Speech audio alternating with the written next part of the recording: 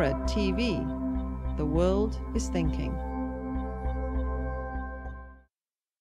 I have the pleasure of moderating the second of the Mellon Seminar's fall programs on the family. And since the first program in October took up the theme of sex in the family, I've been joking that this is the unsexy panel.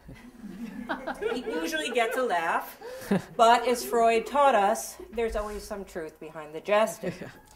This panel is going to grapple with the issue of care, and truth be told, there's nothing very sexy about it. True, many feminists have made the concept of care more robust and more appealing by, for instance, theorizing care as a supplement or an alternative to rights discourse. Nevertheless, my own work and the work of our distinguished panelists attempt to unmask those more sentimentalized views of care as a concept by turning to critically scrutinize instead the underside or the dirty work of care. Accordingly, our three speakers will reflect expansively on the questions posed by the program's title. Not only who cares about the family, but who doesn't, who should, and why. How might new family formations change our understanding of the meaning and content of care work? Someone's singing. Despite changes in family arrangements, why has domestic labor remained raced, gendered, and otherwise degraded? How might closer examination of everyday inequalities nurtured and maintained by families help us to better understand the political, economic, and social stakes in thinking of care as work? What is the role of care work in expanding transnational hierarchies of gender, class, nationality, and race? Care work is the reproductive labor that sustains daily life. It encompasses the protective and restorative work involved in caring for others, but also less valorized tasks such as laundry, food preparation, and home management. As you can see, care definitely lacks sex appeal, and it's not only because of how the two Mellon panels position care as the opposite of sex. When we think about care as an activity, rather than, say, a morality or an ethics, we shift our attention from lofty abstractions to who does the dirty work, quite literally the work of cleaning up on the ground. Caring about care, caring about the issues of work-life balance, the gendering and racing of reproductive labor, the dynamics of the household, the now globalized labor that sustains networks of kin and community, feels, at first at least, not only unsexy, but perhaps even passé. After all, by some accounts, we're well into the fourth wave of feminism, and housework is so very second wave. But if we, as scholars, attempt to disrupt and expose, and thereby forge new intellectual and political spaces foreclosed by conventional binaries, is it possible to do that with domestic labor? This panel will show that it is. In fact, I want to suggest that we're going to be queering care work, that is, challenging the retrograde views that inhabit our political imaginary. Leaving to the historians the matter of assessing which wave feminism is cresting, we will instead address what Virginia Woolf long ago called the horror of dirt. In her preliminary remarks at the start of the October panel, my colleague Hugh Lee suggested that sex is the deepest, darkest, open secret. As with many things, she was right. Sex is out of the closet. Now the dirty secret that remains to be brought to light, the issue that still lingers in the shadows, is dirt itself, and the hidden, taken for granted workforce, whether paid or not, that's responsible for cleaning it. But you've come to hear our caring panelists rather than me speak about them, so let me turn to formal introductions. It's an honor to have these three women join us today to help us triangulate our reflections on the question of who cares about the family. Professor Patricia Hill Collins is a prominent social theorist, I'm claiming you as my own, whose research and scholarship examines the intersection of race, gender, class, sexuality, and nationhood. Her first book, Black Feminist Thought, Knowledge, Consciousness, and the Politics of Empowerment, published originally in 1990, and revised and reissued in 2000, won the Jessie Bernard Award at the American Sociological Association for significant scholarship in gender, and the C. Wright Mills Award for the Society for the Study of Social Problems. Some of her other books include Black Sexual Politics, African Americans, Gender and the New Racism, and From Black Power to Hip Hop, Racism, Nationalism, and Feminism. Professor Collins has also contributed articles to journals such as Ethnic and Racial Studies, Signs, Sociological Theory, and The Black Scholar. Currently, she is serving as the 100th president of the American Sociological Association. What? I'm the past president. Okay. It's over. Oh, yeah. Okay. Oops.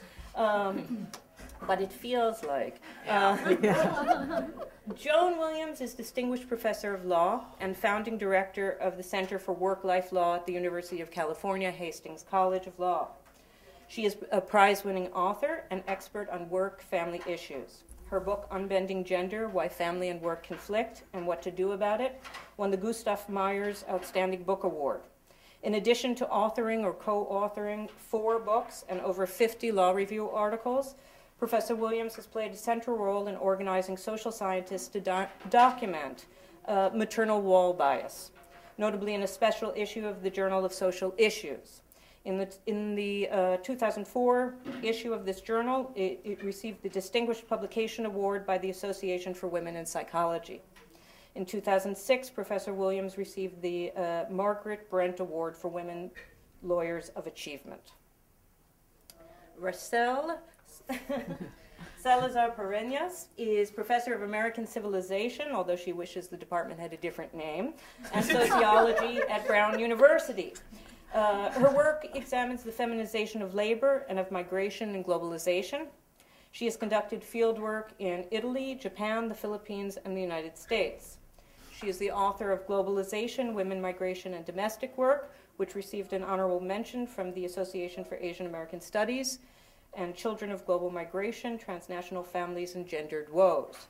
Her most recent book, The Force of Domesticity, considers how processes of globalization simultaneously reinforce and challenge traditional gender norms. Her soon-to-be-released 4th book, Intimate Labors, Domestic and Sex Work, examines the labor and migration of Filipino hostesses in Tokyo's nightlife industry. And I think we're going to start with Professor Williams.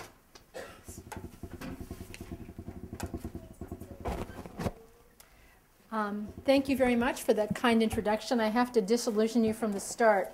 I'm neither going to talk about sex nor am I going to sing. So you have to bear with me. Fully 95% of women and 90% of men in the United States wish they had more time with family. Those are pretty remarkable figures.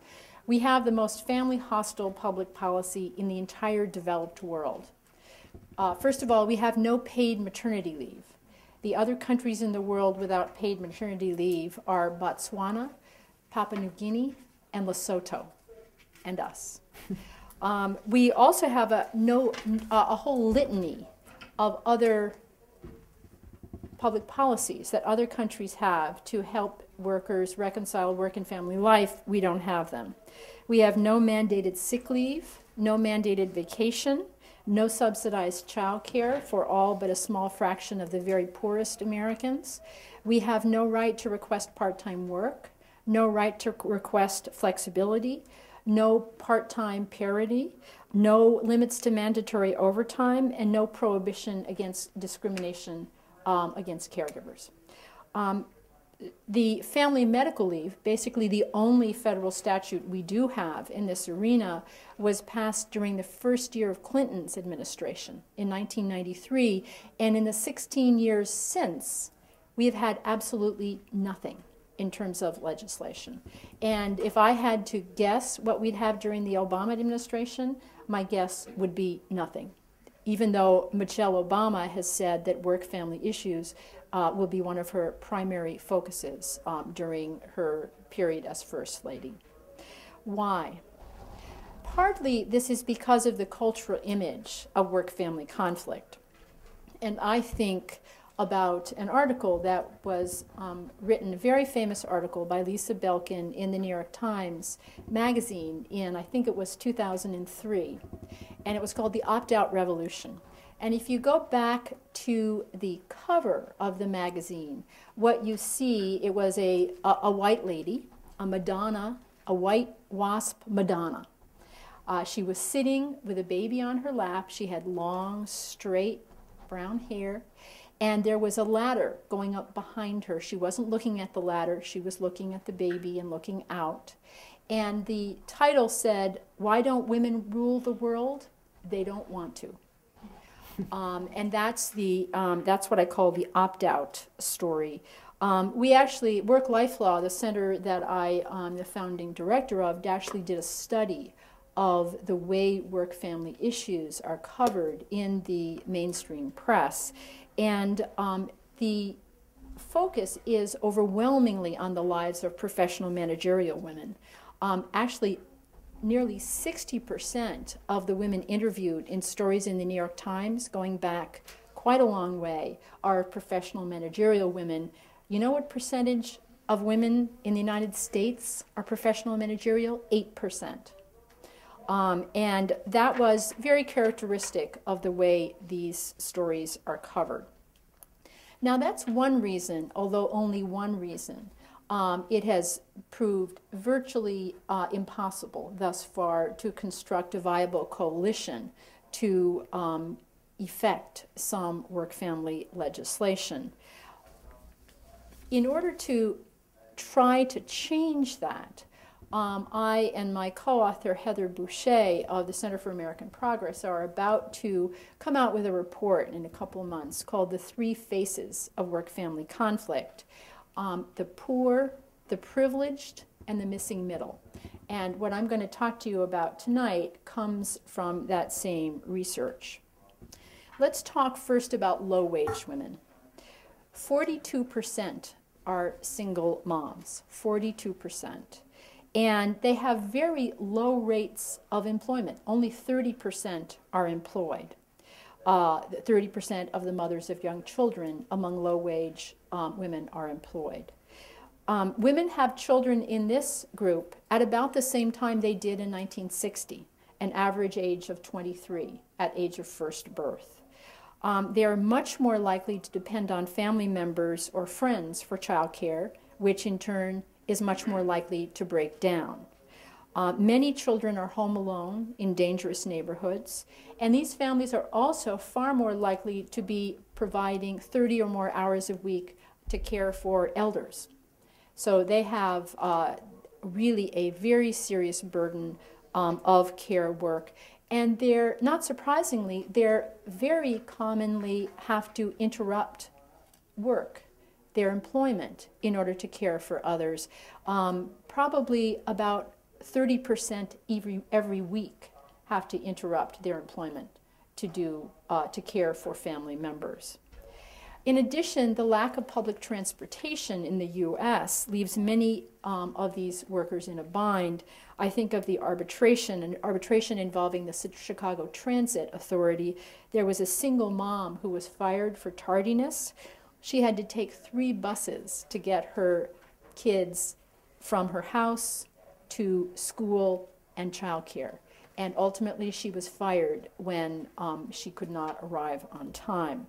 These families are also much more likely to be in ill health. That's one of the reasons these folks are poor very often. And of course, they typically lack health insurance and have no sick days. They're also very, very commonly have very inflexible schedules. 80% do have very inflexible schedules, and they often have very unstable schedules. Typically, in many of these jobs, their hours change from week to week, and they're only posted 1 week in advance, which makes it basically impossible to handle childcare. So here's what the situation looks like. This is a low-income white woman in, this is a low-income divorced mother, white woman from Boston. She had 5 different child care arrangements, 1 for every day of the week. She depended on 11 people to get through the week: the teacher who walked her kids to school, the grandmother who was supposed to care for her kids one day but couldn't walk down the stairs to unlock the door for them.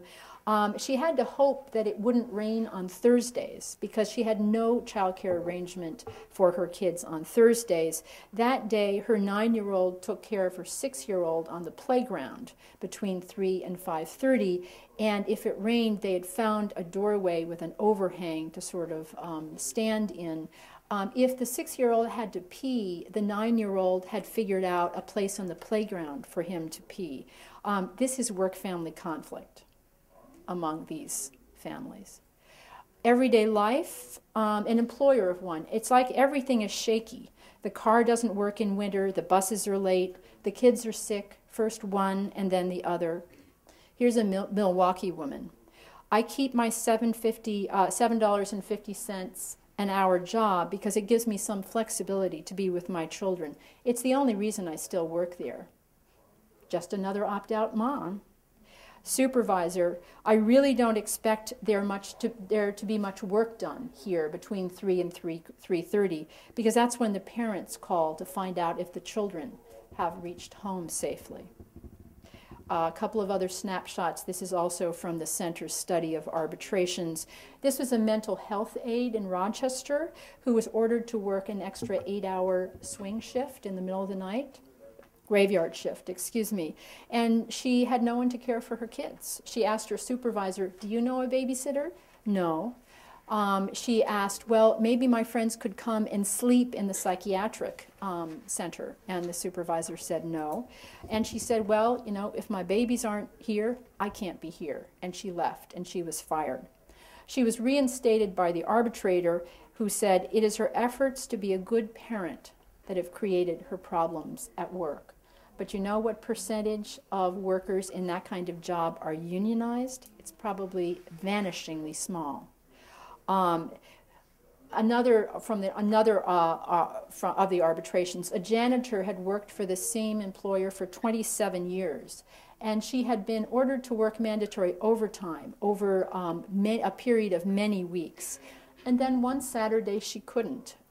This janitor had an 18-year-old with the mentality of an 18-month-old.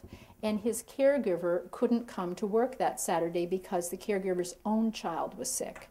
The janitor tried to call in, but ultimately she too was fired. I always say there's a lot of workplace flexibility for these women. It's called getting fired. And what you have is churn and burn of these women, and so they never can reach any kind of economic stability. One workforce development person said the key workforce problem among these kind of women was lack of childcare. Lack of childcare, and also, although he didn't add it, workplace inflexibility. So the key workplace policies these women need are schedule stability, number one. Number two, they need to rethink the design of mandatory overtime systems. The standard way to design mandatory overtime I call the let's fire all the single mothers system. They need personal hour days available in 2-hour chunks so they can take a kid to the doctor or attend a parent-teacher conference. The key public policies are better wages, part-time parity, which means proportional pay, benefits, training, and advancement for part-time work. They need paid sick days, paid parental leave, and the right to request flexibility. But you know what? They're probably not going to get any of those.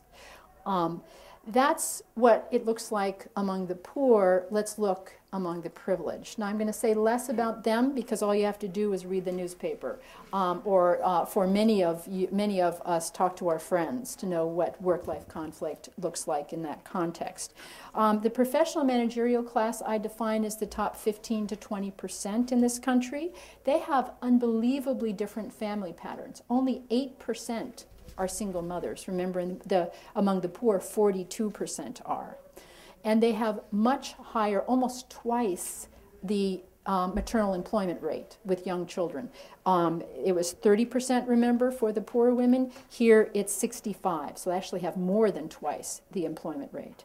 The median age of motherhood also is very different. Remember, it was 23 for the other folks. Here it's 32. Changed dramatically since 1960. And these women, of course, have made a heavy investment in human capital. And yet, typically, the typical pattern among this group is that they remain fully employed until they have children, and then they remain employed, but they're rigorously de-skilled and often leave highly paid professions to enter traditionally women's professions, often called pink-collar professions, in order to try to balance work and family life. And the reason for the patterns in this group are really two speed-ups. The first is a speed-up in employment.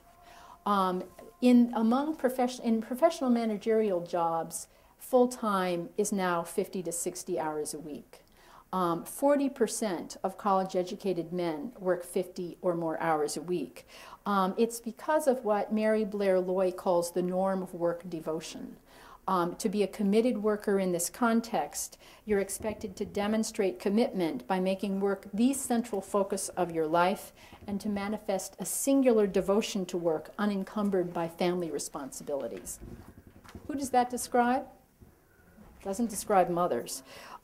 There's also a matching speed up in family life called the ideal of intensive mothering or concerted cultivation. And the irony is that this steady round of, quote, enrichment activities among the professional managerial class has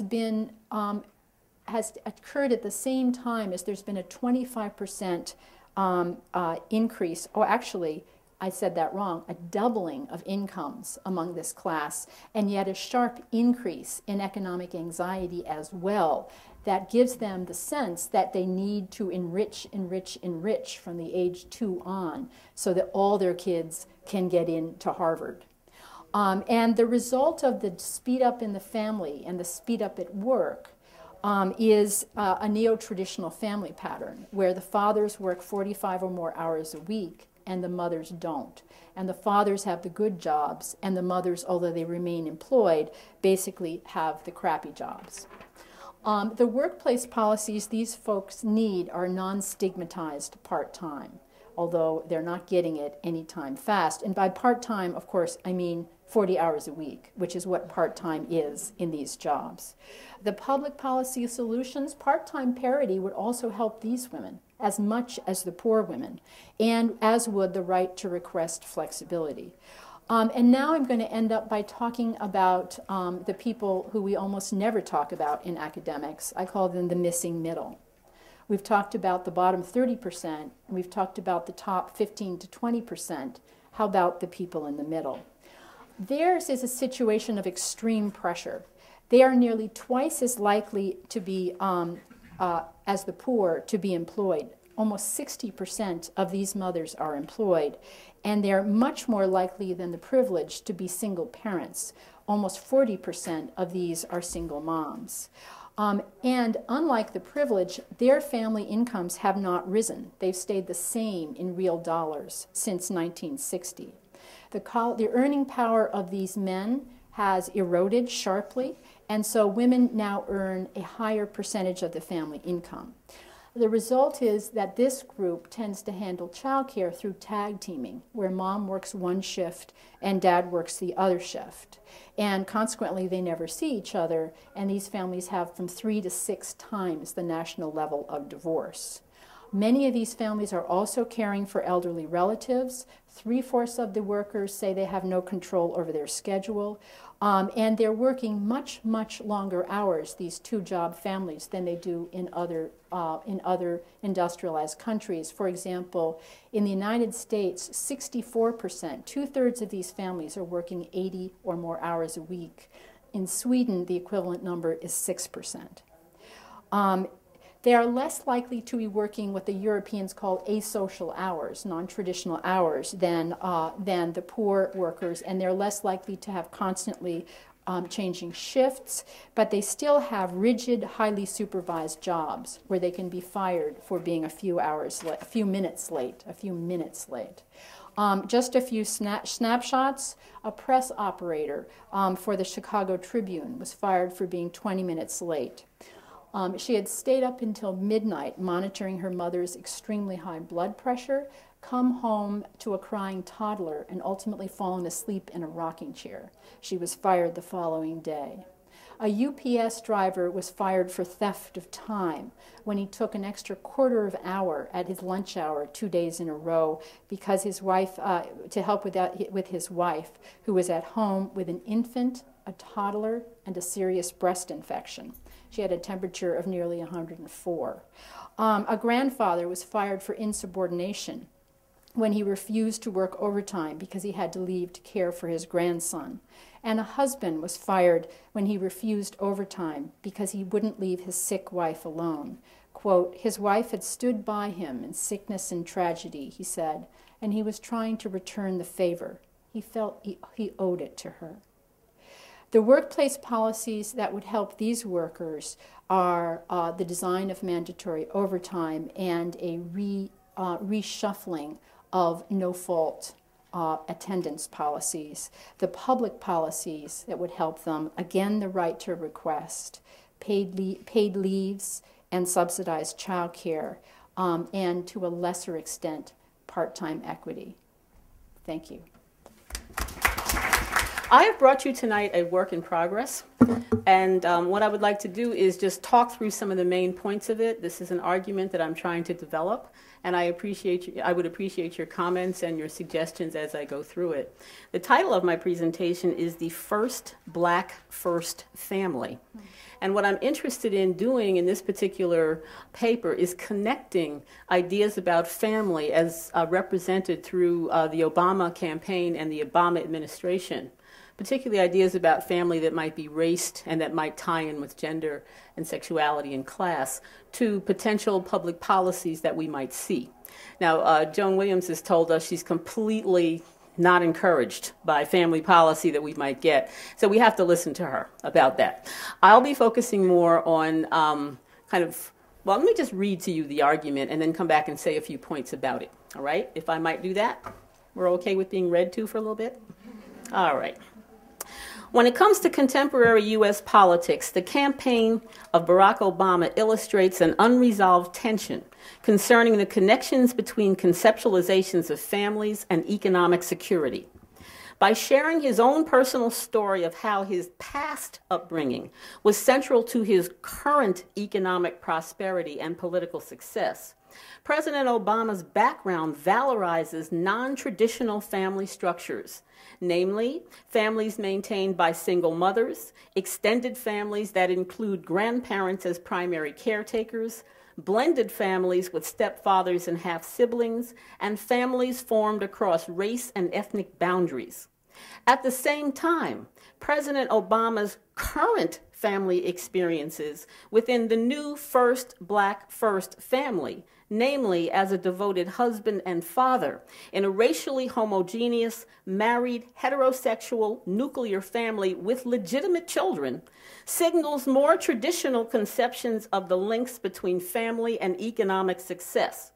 The family values that are associated with his current family structure, such as teaching his children the importance of education, hard work, exercise, healthy food consumption, and service to the less fortunate, uphold traditional ideals about the family, that nuclear family structures are ideal and produce economic results.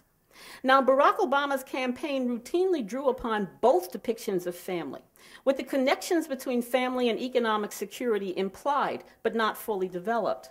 When combined in one biography as one story, the two narratives take on a particular logic. One story, that of the single mother whose biracial child lives alternately with her and her new husband, as well as with his grandparents, is the story of upward social mobility, so desired by immigrants and domestic racial ethnic minorities alike. This is the past that is to be honored, recognized, remembered, and yet overcome as we move into the present. In this narrative of the past, one that so values women, men are nonetheless ever present. His mother's Indonesian husband, his maternal grandfather, and the specter of his Kenyan father. Now, the other story, that of contemporary success, describes the benefits of achieving, overcoming one's past or one's family structures that are less traditional. Going to the best schools, working in the best jobs, and achieving a particular family form is central to being able to live the American dream. Now, if President Obama's story were just his own, it would be just another American story. But his election to the presidency raises the stakes considerably. We might ask, in what ways, if any, are these narratives being carried into the Obama presidency? How will this affect, as Joan Williams describes it, quote, our family hostile public policy, close quote. I like that, Joan. You see what I'm saying? Yeah. I needed that sentence. All right. So what I'm interested in doing here is connecting these narratives and asking which narratives are surviving, which narratives are dropping by the wayside, and how might that be connected to public policy to make it comprehensible, using family as a trope for how we understand a variety of things. So the argument is framed in 3 parts, or I hope it will be framed in 3 parts as I finish.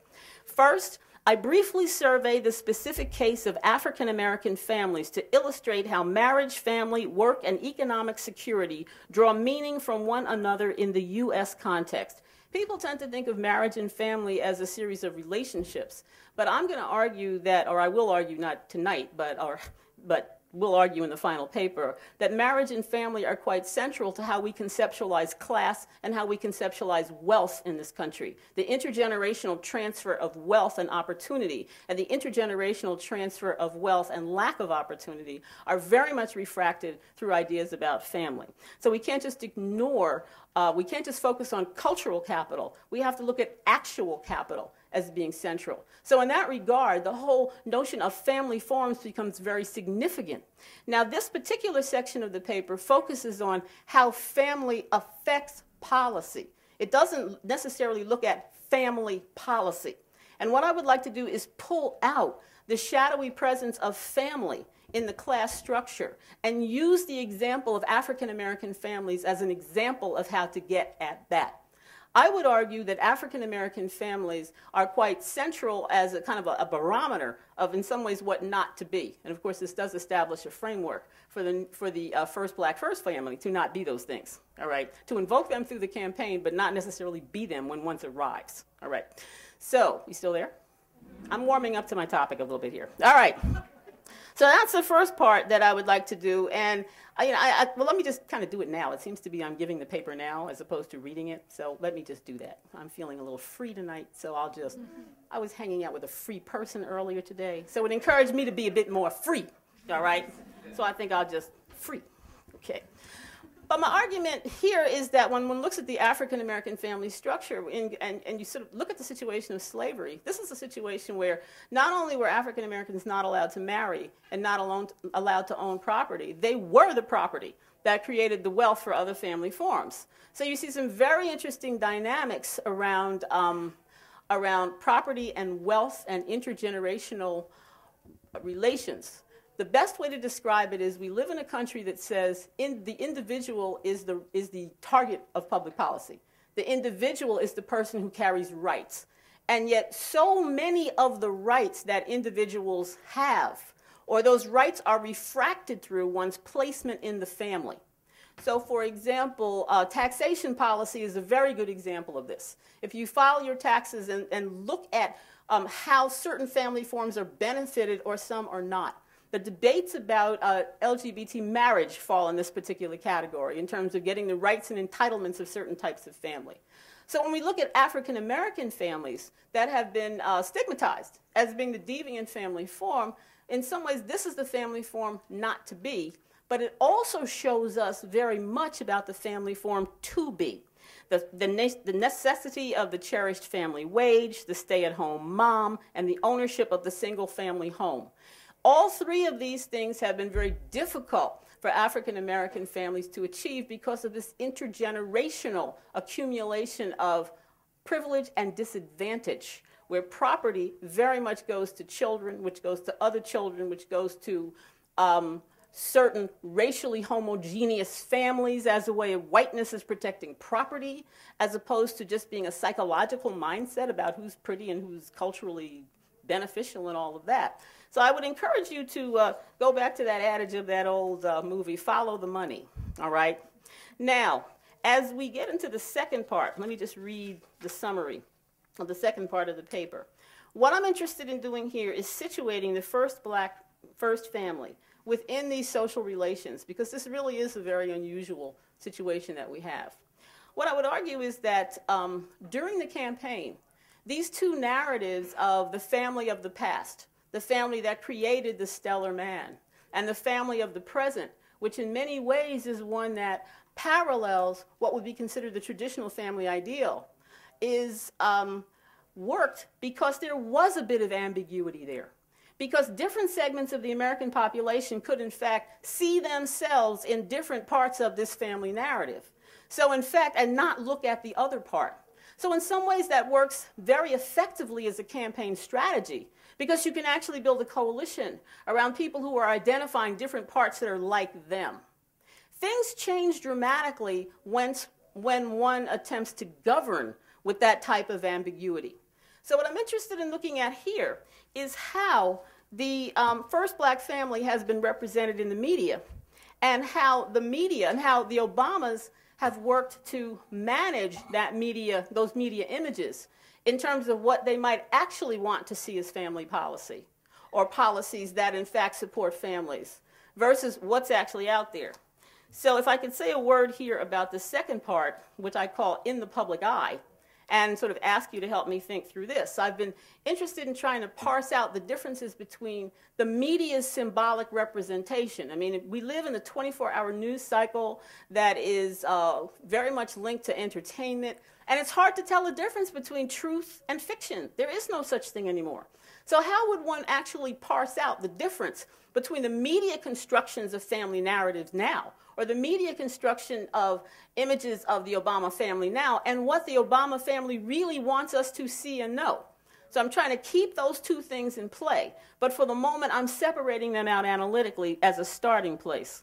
So I want to know what happened to these dual narratives that were so central during the campaign. Are they still there? Or are we seeing an expansion of that first narrative to in fact include multiple and diverse family forms that might affect public policy? Or are we seeing, to a certain extent, the ossification of the traditional family ideal, because it now is one that has to work with being the first family in the White House, and clearly there is a politics of race attached to this.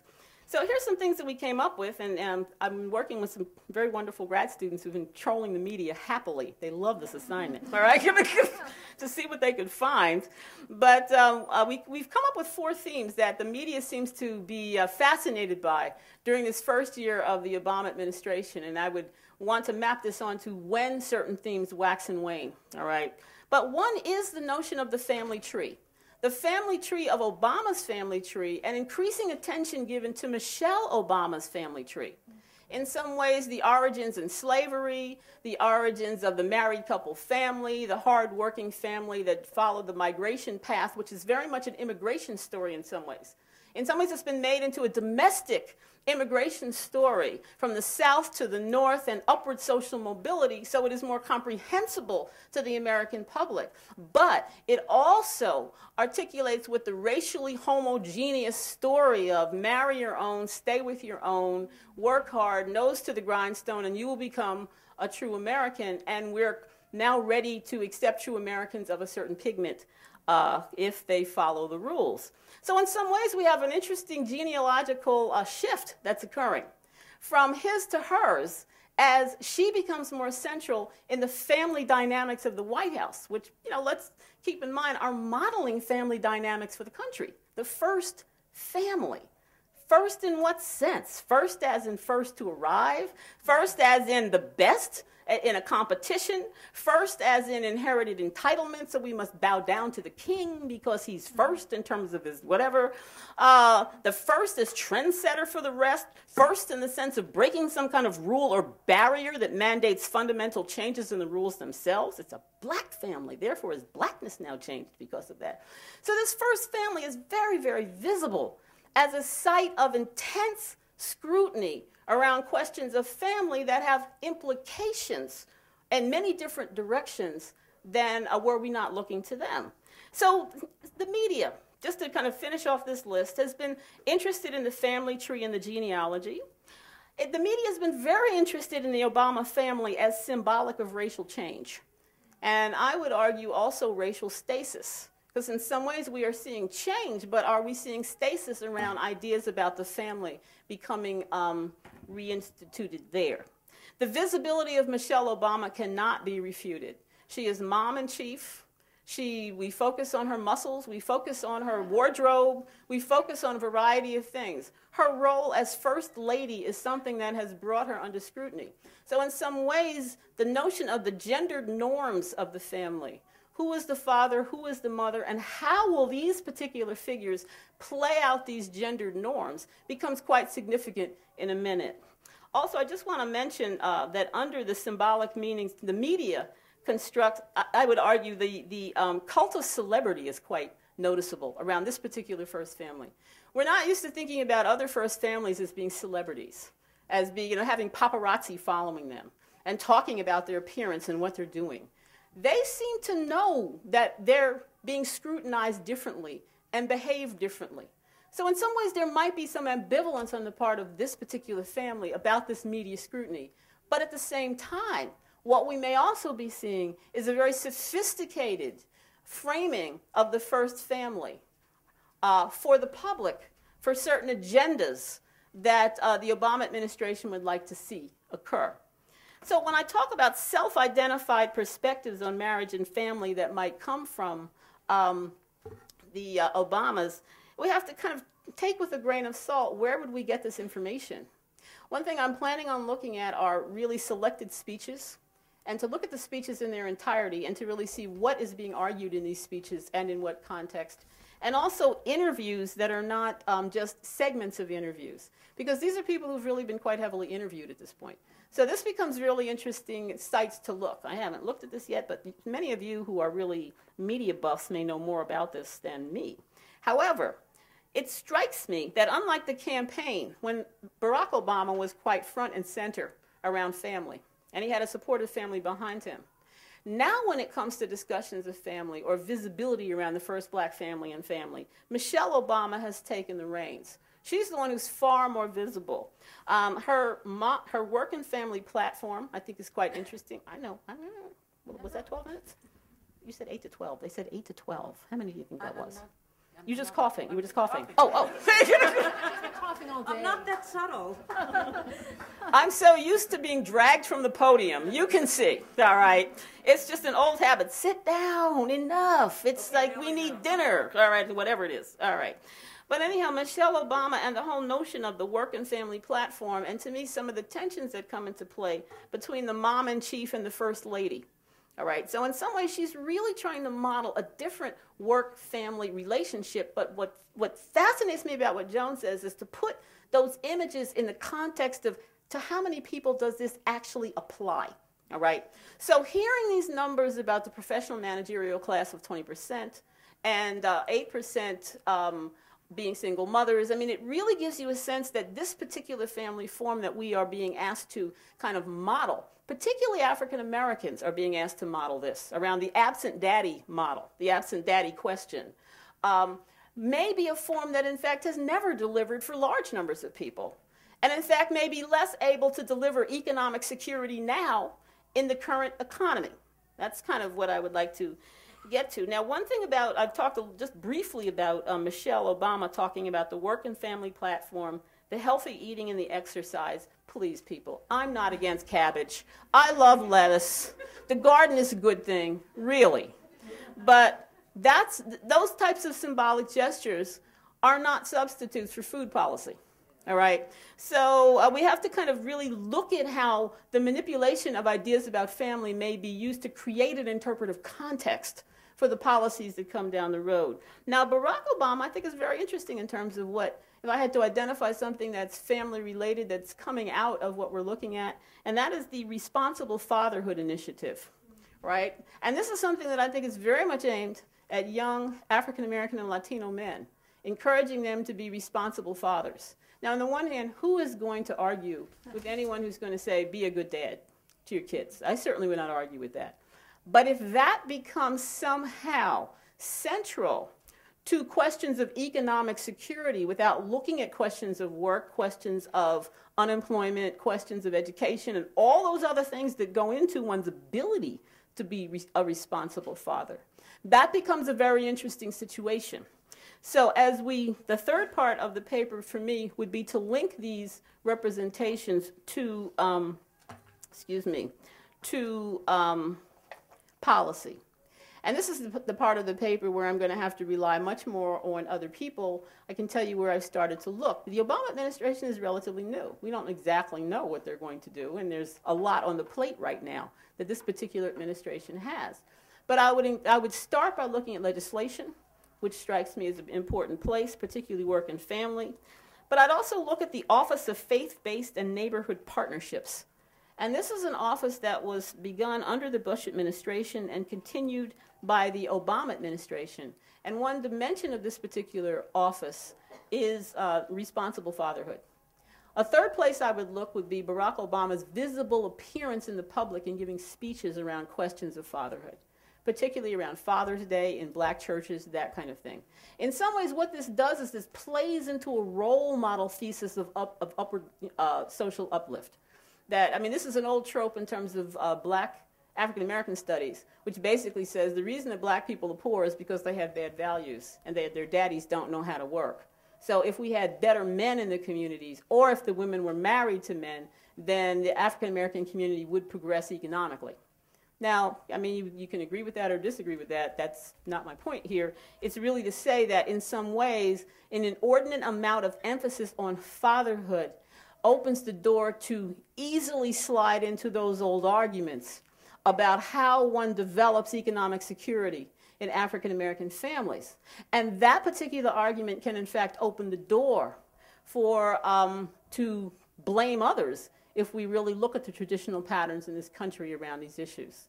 So this would be some preliminary remarks about how to think through ideas about family and how they might be shifting now in their effects on public policy by looking at and positioning the first black first family in the changing social contexts of our times. Thank you.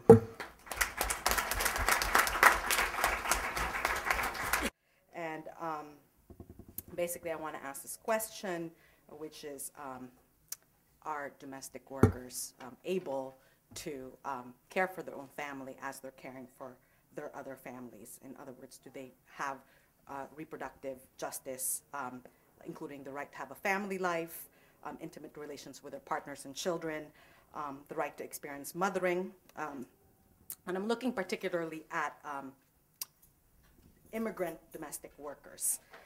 So in the context of the U.S., just to give you some numbers, we don't really have really accurate numbers of how many domestic workers there are in this country. They serve the professional class. They mostly serve the professional class of two-income households, but also probably single mother professional class households. A recent article, an article last year from The Nation gave the estimate of 1.5 million domestic workers in the United States. An earlier figure that Arlie Hochschild got from the census gave a number that was about half of that, 792,000. Well, it's not from the census, from the IRS, of those who report that they have a domestic worker. But a study in the Los Angeles Times indicated that only about 10% of people who hire household helpers report that they're actually hiring someone. So we don't really have accurate figures to account for domestic workers. One thing we do know is that they've primarily been women of color who've done that work, mostly African Americans, and then they, in certain areas of the country, African Americans still do it, but then for the most part, foreign-born Latino women have replaced them as sort of the most dominant group of domestic workers in this country. And so basically so focusing on the question of the rights of immigrant domestic workers, I want to argue that the reproductive rights are denied to them. And so, and I want to take that argument globally.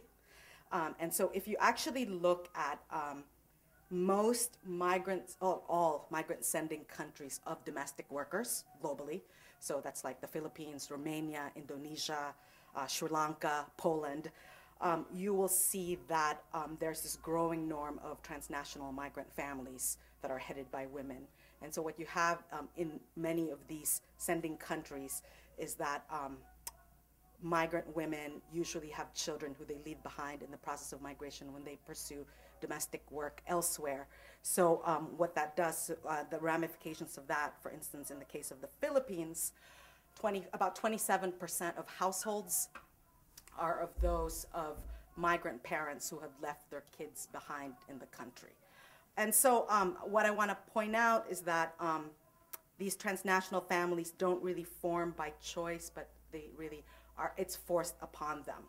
And that the legal status of migrant domestic workers is what leads then to the formation of transnational families, is what I want to argue.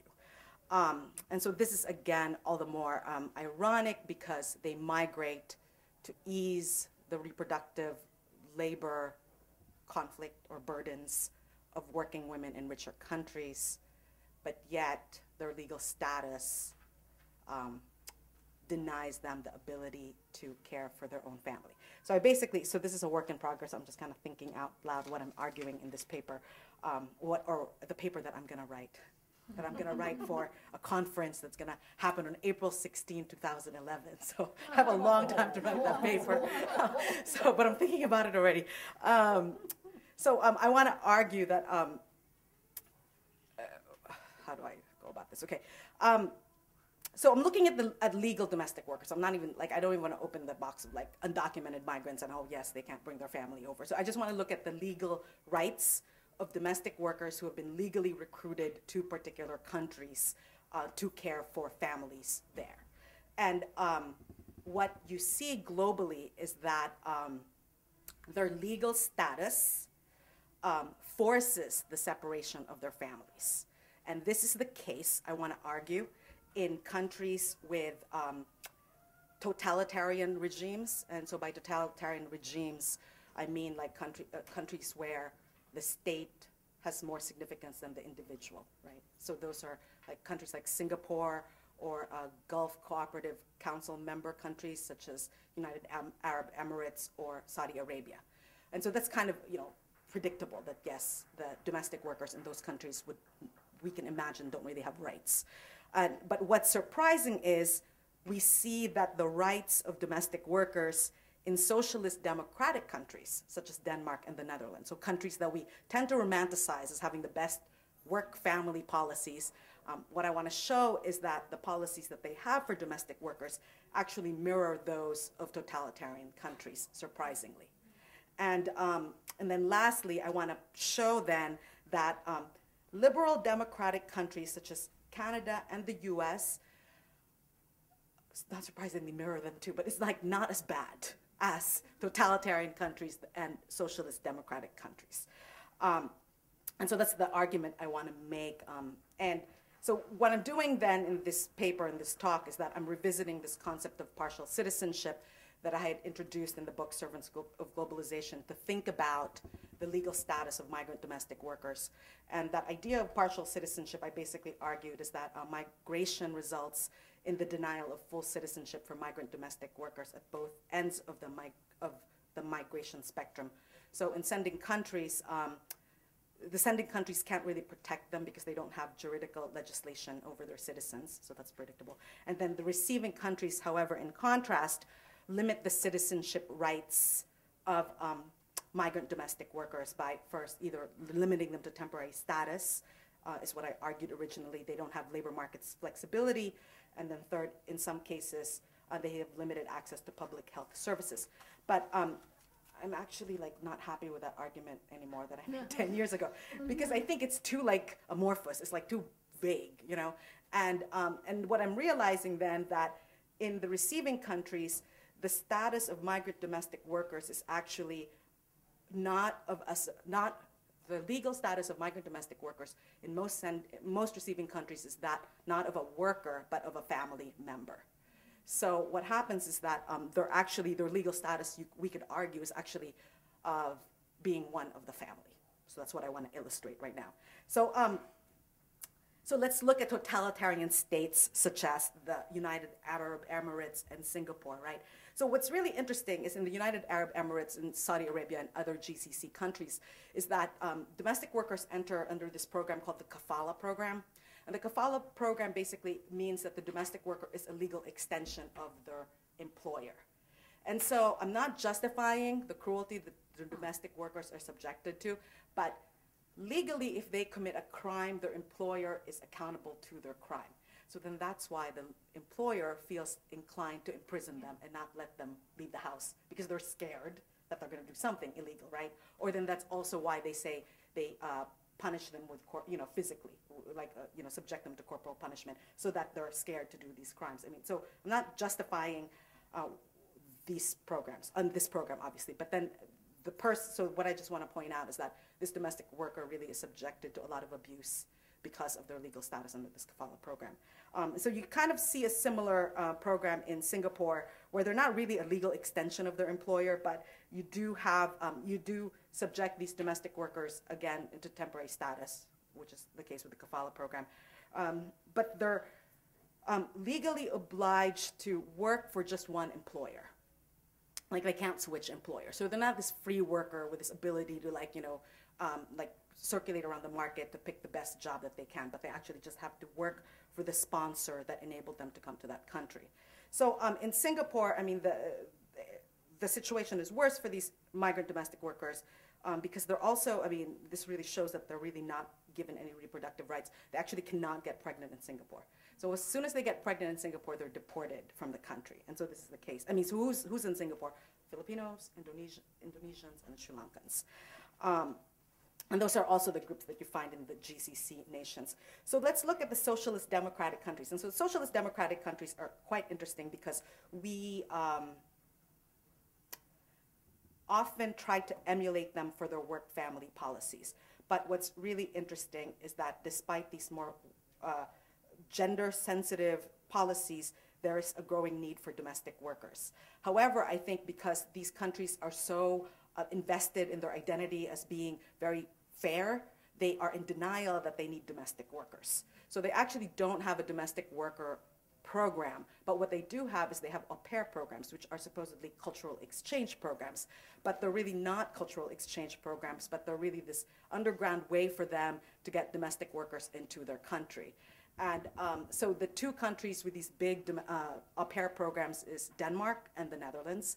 And where do they recruit their au pairs? They recruit them from Singapore, Taiwan, and Hong Kong, places basically where there are experienced domestic workers that they can recruit. So what's interesting is also the reason why they recruit from those places, because many sending countries have documented the atrocious conditions for domestic workers in those countries and the lack of rights given to those domestic workers, that it's actually banned for them to go to those countries legally. So for instance, Filipino migrant domestic workers cannot go to Denmark or the Netherlands because the government has actually said that the conditions are pretty poor there. So they're paid like subpar wages that are below like, the regular salary of everyone. They're also restricted to being domestic workers, so they can't change employment. They can't say, oh, I'm going to work at McDonald's. It's like they can't do that. And they also cannot change employers, is what they can't do. And so then then you have this infantilization of these people who are not really considered workers. They're considered like members of the family. So like, for instance, if you're an au pair and then you're not making enough, because you're really not making that much money. I can't remember the figure from the top of my head.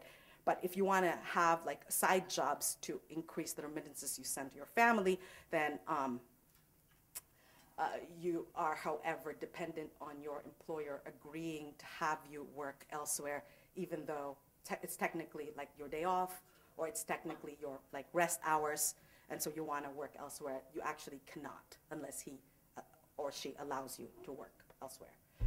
And so then that's like, another example of how they're really kind of not free workers when they come in there, but they're just like really dependent on the sponsor, the family that sponsored them, right? So then the last two countries I want to talk about are the US and Canada.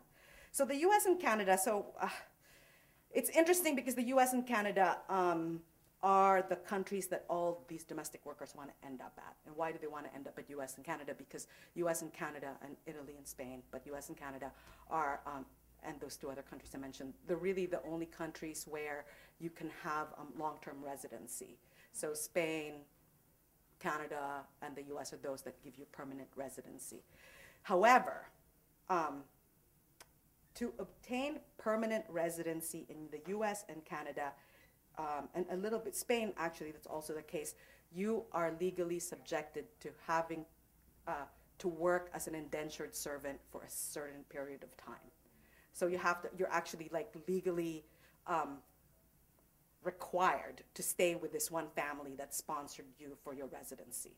So in the case of Canada, what you have is the live-in caregivers program, where you're required to work for 2 years continuously as a live-in worker for this family for you to be able to apply for landed immigrant status. Other qualifications you need, besides having to work as a live-in worker for them and not really being able to negotiate your work hours, your salary, et cetera, is you have to have an education, which you're supposed to be developing while you're working for them as a domestic worker. And you also have to have a certain amount of money that you saved to establish that you're not going to be like a public charge and that you are going to be a productive citizen that's going to help reproduce Canada. And so studies like by the Filipino Women's Center in Vancouver, and studies headed by Geraldine Pratt, has shown that it's not automatic for these women to get their legal residency even after they subject themselves to the 2 years of indentured servitude. And so then my favorite example is the US. So the US, you can get legal residency. It's kind of similar to the Canada program. And so in the US, you can get a labor certificate. You can go through the labor certification program. So every month, the Department of Labor releases a list of jobs that they say the US is in shortage of. And then your employer can then sponsor you, and then you can eventually get your green card. Domestic work is always in that list. And so your employer can sponsor you to be a domestic worker. So again, you have to work for that employer continuously until you actually get your green card. So while you're waiting for your green card in the US, you're what they call an out-of-status migrant. So as an out-of-status migrant, technically your visa could still be declined. Your application for a green card could still be declined. So during this time, your kids can't join you here. You could apply to go back to your country of origin if there's like a death in the family, if there's an emergency, et cetera, if you want to go on vacation. But there's this risk that you won't be able to come back in, so a lot of women don't want to go back to where they're from, right? And so then you have this extended separation of your families, basically, where you're legally not able to be together. And that's also actually the case in Canada, where they can't join their mom who's a domestic worker while she's doing her 2-year stint under the live-in caregivers program. So then the question is, well, how long is the legal separation of domestic workers in the US who are being sponsored under this labor certification program from the families they left behind in their country of origin? So Damayan, which is a local organization here in New York, gave an estimate that it's 10 years. A study by Shelley Colin that came out in this book, Reconceiving Reproductive Justice, I think is what the book's called. But she looked at Caribbean domestic workers in New York as well, and she found that among Caribbean domestic workers, it's 7 years that they're in this liminal state of being an out-of-status migrant. So you could then argue then that what is their legal status during that time? It's really, again, as being like a member of this family. And so they're not really a worker. They're not really able to negotiate for fair labor conditions or, like certain working hours or a certain salary. But also, as significantly, they're not able to be joined by their family members that they left behind in the country of origin. And my study of domestic workers have shown, and many others have shown, that many of the domestic workers who migrate from the south to the north are actually mothers who leave their kids behind in the country of origin. So I just want to conclude then, so what does this tell us, right?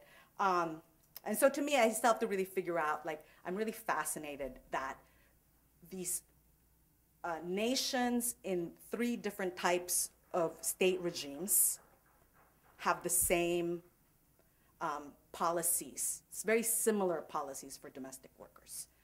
And that regardless of the state regime, the policy is that they really downplay the idea that domestic workers are workers, and that they really tried, and basically the law seems to construct the domestic worker as a member of the family. And so I think this, what this tells us that the ramification is you do see this global infantilization of domestic workers, where they're like migrating really not as like workers, but as like children of these employers. And you see that, for instance, in the case of Italy, like one of the women I interviewed in Italy, she's married, but her husband is in the Philippines. I asked her, well, why doesn't your husband join you? Because she said, it's because my employer, who gave her her 7-year residency in Italy, this did not allow her to include him in her residency status. So then, this is, like, I think, a very good example of a woman who can't really make a decision to be with her family, even if she has legal status there. But, I mean, we could commend Italy's pretty good. They do recognize her kid automatically, and they do give welfare benefits to her kids. So then there's these different gradations, basically, of infantilization that you see globally. And that's what I want to figure out in my paper. And another thing I want to figure out in my paper that I haven't really figured out, which is this question, why?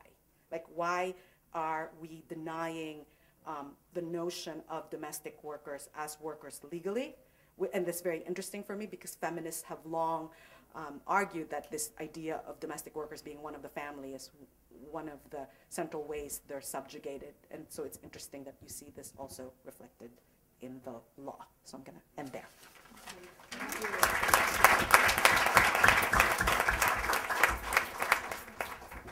Thank you for the 3 terrific papers, and I'm so glad that you're all seeing interconnections among them. I'm going to take the moderator's prerogative for just a moment and pose a couple of questions that we, as Mellon Fellows, we read their work in addition to inviting them, and so we came up with some questions that we wanted to hit them with first, and then I will open it up to the floor.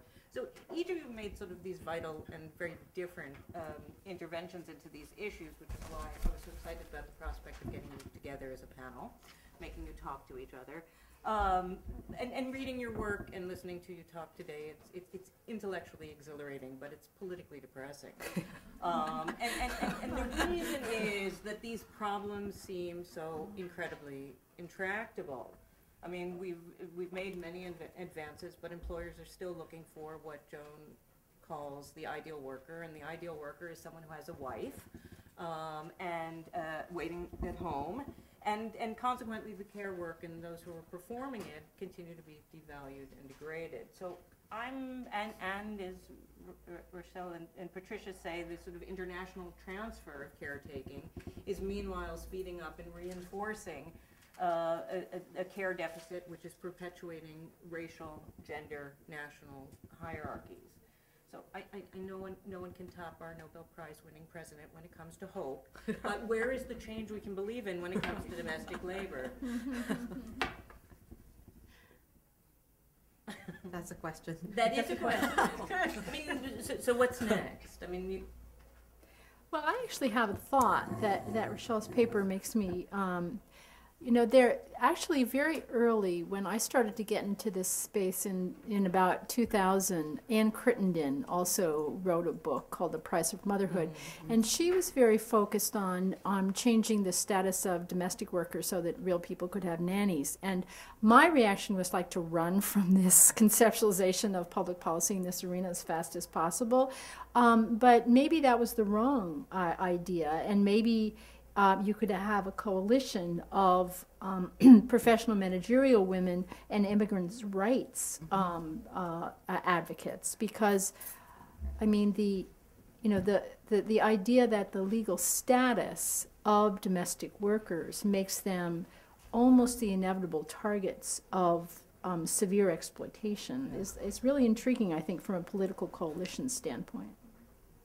What do you think of that?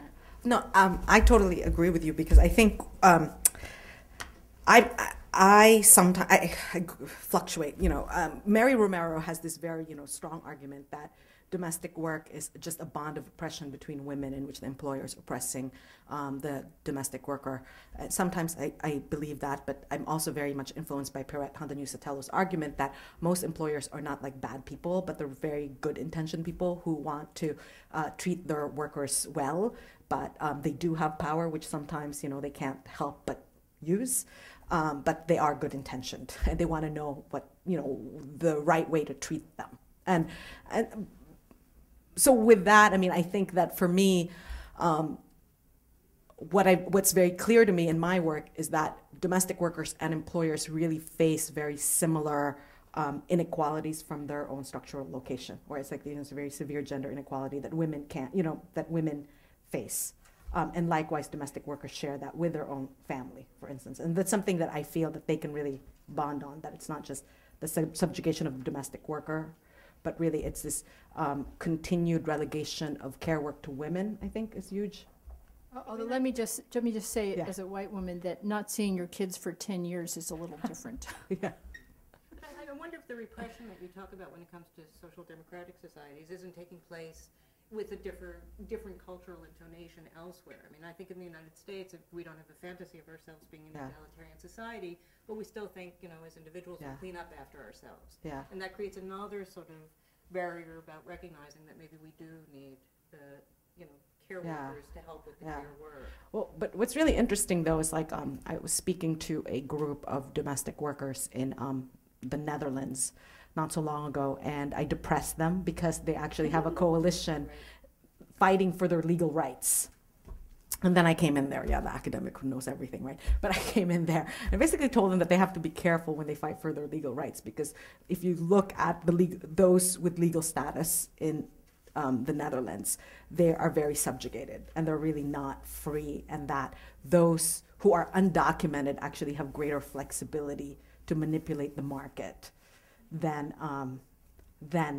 their counterparts that they're trying to be like. And so, so what I'm saying is that right now it seems that the closest, you know, the most immediate solution is like to keep them undocumented in the case of these socialist democratic countries, which is not really solving the problem. I mean, the question is why they are so subordinated, and I do think there's an element. I mean, as a lawyer, I think their legal rights should be, their legal status should be changed. But also, when you think about the depressed wages of paid care work, in many ways, it is a direct pass-through of the devaluation of care work within the household. Because, I mean, literally, concretely, women say, how much can I afford? And they compare it to their own salary, which is artificially depressed for all the same reasons. So. Patricia, you want to jump in, or should I ask you something? I actually have a question for Patricia. I could jump in just very briefly on this, and then the question would be good. I really think we need a more complex discussion of the labor market in general.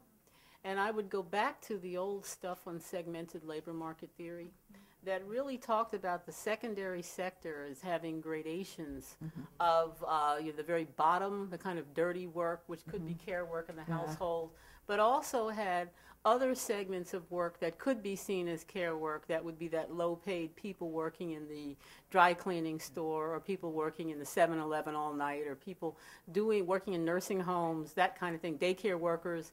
I mean, in some ways, a lot of the care work has moved out of the home, and while domestic work may give us a good sense of what's involved in terms of those duties perhaps occurring in one location and really seeing the intensification of it. Now are part-time jobs with benefits, the bank tellers, all the people who really have unstable jobs that in some ways we look at, but I want to see more attention to that in terms of the working class. I mean, that's care work as well, but in a different way. So in some ways, we're focusing on the very top and the very bottom. And certainly that'll point out the contrasts between professional managerial women and men and their needs for care work, and people on the bottom, both women and men, and their participation in care work. But this whole missing middle, which I think you brought up in your presentation, I think is something that to me would merit considerably more attention than well, I don't know merit, but I would want to make sure that doesn't get excluded from this particular conversation. I think that's important, and also the way in which the boundary between home, lots of people are bringing their work back home, right? There's that whole virtuality of the way work is being transformed that also is creating a difference. But I think part-time work really is this, the whole notion of the family as a unit that gives you access to rights, responsibilities, and entitlement. So that the shift to part-time work and how that very much affected benefits in healthcare. All right, because if you are now working 18 hours as opposed to 22, I don't know what the cutoff is anymore, but the whole notion of losing your benefits or getting benefits via who you're married to, all right, or who your parents are. So the sort of the triad of the work, family, and benefits that technically should be rights to the individual, where you shouldn't have to worry about this food tree of who you're related to and whether they're working or not, is really a very peculiar situation. And in some ways, family is very central to that on all of these different levels, but it isn't talked about as being central in terms of how family forms regulate benefits and regulate access to opportunities and deny access to opportunities. And that is certainly a gendered discourse, but that is also very much a discourse around race, around ethnicity, around sexuality, and other categories that would affect what we're talking about tonight. I'm just going to open it up because I'm realizing we're running out because I didn't keep time, although I did cough. So maybe someone has a question that they want to ask? Yes, please. So we were discussing Michelle Obama and Davis Barack and their promises to address. Could you stand up, please? Because it's hard to hear. Yeah. Yeah, I think it was the first speaker. You were talking about Michelle Obama's promises to address family issues. Or Davis Barack Yes, promises. yes. Michelle Obama said that work-family issues were going to be one of her primary focuses. And mentioning, you were discussing the poor's issues with healthcare. So I was wondering how the passing of the new health reform bill, like how do you think that addresses some of the issues that conflict poor communities? That one's yours. Because that's a tough question. You know, I don't understand. I'm not following the blow-by-blow of the health care debate. But one of the things, if there's a public option, I mean, as Professor Collins pointed out, it is a really weird situation that you get health care through your job. That's not the way virtually any other country does it. And so if people can start to get health care in a different, not through a job link, that's going to have significant class and therefore racial implications, because there has been a systematic shift towards part-time work in order to shed healthcare costs. And so jobs that poor people tend to be part-time, and therefore they have no health insurance. So there's about 6 different other ways that when everybody has health insurance, it's going to change the work, family, and class dynamics. Do you want to, either of you want to respond to that? Anybody else have a question? Yes, please. Well, my question is kind of related, because I was actually getting optimistic when we had the Obamas in the White House around work and family issues, and it sounds like you guys are pessimistic. No. Can you talk a little bit more about why that is? Well, Joe certainly seemed pessimistic. Can you talk a little bit more about why that is? This is a failure of the Obama administration. This is a failure in a larger context, or all of the above? Or perhaps, can I add to that? I mean, how are they better or worse than the Bushes or the Clintons? I mean, you know, no, because if you remember, Hillary, you know, borrowed this African proverb, and she said to take the village, but it turns out the village was the governor's mansion in Little Rock, and right, but sort of, aren't they a little bit better? I think it's really important to make a distinction between what your robust analysis of a situation would be in terms of the right thing to do and what your perception of families are. And my sense would be that reading Barack Obama's biography is that there is an understanding of multiple family forms and of their value. Right. All right, it is not a right-wing perception of our way is the best way. All right, but I think the reality, the pragmatic reality of politics, is how does one make the best deal in this current situation. I'm not optimistic or pessimistic. I think, if anything, I'm trying to be pragmatic about it, because I don't necessarily think that all the academic studies in the world, people who are in fact policymakers, could care less about a lot of that. You know, even if it's wonderful, they don't necessarily say, well, that's a great study, I wish I could make that happen. So in some ways we have to be prepared on both the left and the right, and I guess those in the middle, for what comes down the road, and really try and understand why things happen, as opposed to setting up this particular administration to either celebrate or demonize them. There's a difference between a campaign and governing. And that was the distinction I was, didn't make as forcefully as I'm making now, but I think in a campaign you can keep more things in play, all right, that may not go together, that may be contradictory as part of building a coalition. But when you actually try and build the coalition to get the legislation or to get the programs that you want, what's involved with that? It may be massaging the dominant images and somehow getting in those dominant images things that you really want to see. So, for example, the Work Family Initiative, I think that's a really interesting thing for a first lady, because the whole notion of a lady is someone who doesn't work, all right? So that would be my sense of a lady. I mean, she has a huge domestic staff, but she's a person who has worked and who is trying to demonstrate sensitivity to those issues. So you've got those kinds of contradictions going on in terms of how far can that person go with the media and with that position to bring about the results that she would actually like to see. This is the situation that each of us is in.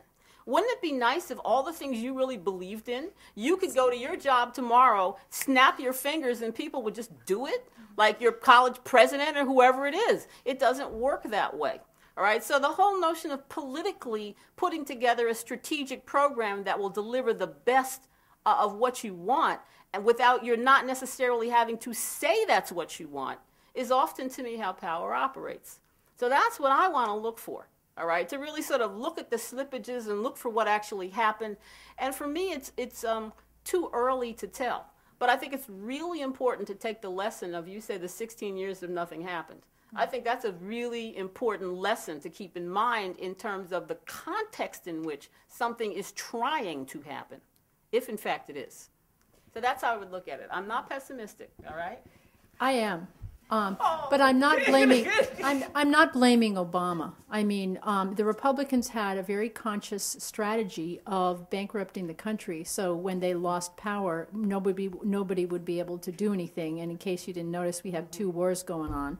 And I think this is part of the deep structure of American politics. I don't really, I'm not really following the work-family debates right now, but like just in terms of the gender policies of Obama, I would say it's also been very disappointing. Like in my research right now is on a group of women in Japan who've been labeled as sex trafficked people. So I'm actually looking at their sex, what he's doing about sex trafficking discourse, which was really Bush's moral issue, right? He has this global campaign to eliminate sex trafficking. It's a very morally based war against prostitution, and that's what's so surprising is Obama hasn't really changed all the policies that Bush put in place for trafficking, and so a lot of feminists who are working in trafficking were quite disappointed about that. But then what's interesting, however, is like last summer he changed this sort of informal policy of Bush that domestic violence under Bush, domestic violence cannot be like a status used for political refugee claims. So now he says that it could be considered. But then my students are so cynical. They're like, well, but it can only be considered if the domestic violence is occurring in a third world country. So then it's just perpetuating this notion of American exceptionalism that is perpetuating their ability to save all trafficked people. So I have a question I'm burning to ask you, which is how about the first grandma? Oh, yeah. Isn't that a little bit changing how do you take account of that in your family structure argument? See, I think this is why it's really very interesting. Because in some ways, the first grandma is not a public figure. It would be interesting how Right. little public figure It's she really is. interesting how, in fact, I bet there is way more on Bo the family dog than on the family grandma. I mean, all right? I mean, really. Because in some ways, Bo sort of buttresses that whole mommy, daddy, kids, working as a unit, whereas the grandma we don't quite know what to do with. But on the other hand, it's really clear that this is a person who's central to child rearing in that household. So in a way, we may get public messages, but we also get sort of quiet public messages at the same time. All right, so yeah, it's I don't know. You really are a cynical group, aren't you? I mean, it's just, I'm not trying to be the keep hope alive Pollyanna person here, because, I mean, obviously I've been at this a long time. I'm just trying to be really pragmatic about what changes happen. I would agree with you. We really are following up people who have just left a very difficult situation. So if it took 16 years to get in this situation, how long do you think it will take to get out of this situation? Not one. All right, not one. All right, that's kind of how I'm looking at this. And that's how I look at quite a few things. I mean, 500 years of Western civilization. It's going to take, will it take 500 more to change it so it's something different? I mean, so we have to kind of be somewhat pragmatic about what we're asking of people. And I really, and the expenditure of political capital, I would introduce that term too. Yeah. You don't spend all your money at once. All right, do you? And if you do, you're probably poor and in debt, and they're coming after you. All right, you think about where you're going to spend your money strategically in terms of what you want, whether you're going to consume it now or whether you're going to invest it for later. And I would look at political capital in a similar way. What is being invested now in terms of relationships that might pay off down the road, and what is being consumed, simply spent now, right? Because this is so important, we got to spend it now to get it done. Or what doesn't require a lot of political capital? You can get things done that are in fact symbolic, where you're not basically spending much at all. You just get you get people loving you for that, or the other side doesn't really care that much about it. So I would separate out the whole issue of the politics of it all from the agenda. What actually is the agenda, and what are the ways in which people implement an agenda? And this family agenda is quite significant. So the grandma in the house who says, well, I don't have dinner with them every night. I don't have dinner with them. I'm in the house. Yeah, I'm in the house, but that's their family time. So if they invite me to have dinner with them, I will. But the grandma is really, I don't even know if she's a nana or a grandma or what. The whole notion of the family needs its own space. We're not, and they are in the White House, so they have the space, all right? So, which would be very nice for many of us, where we're living with these relatives we don't necessarily want at the dinner table every night. You know what I mean? So in some ways, there's a lot going on there that I think we can think about. And again, by choosing to run and be elected, they knew they were choosing the public eye. All right? They knew they were going to be public figures in a culture of celebrity. And those ideas really have impact on people. Hence, the efforts to get this responsible fatherhood initiative off the ground and to use the media proactively around certain things. So some of the Obama administration's initiatives may not come necessarily through legislation. They may come through the media in ways that are quite new that we may not be used to. All right? I'm going to take one more question. Go ahead. One of the issues in the United States is that many people are uncomfortable with the government being involved in any way in the family, kind of historically. And there's been a huge shift in the family, which you all recognize, that there are many people who themselves are impacted.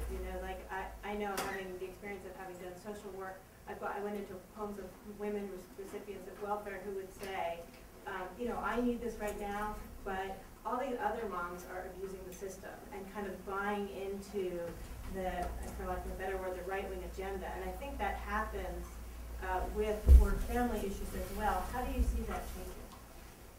Is that to everybody or to Joan?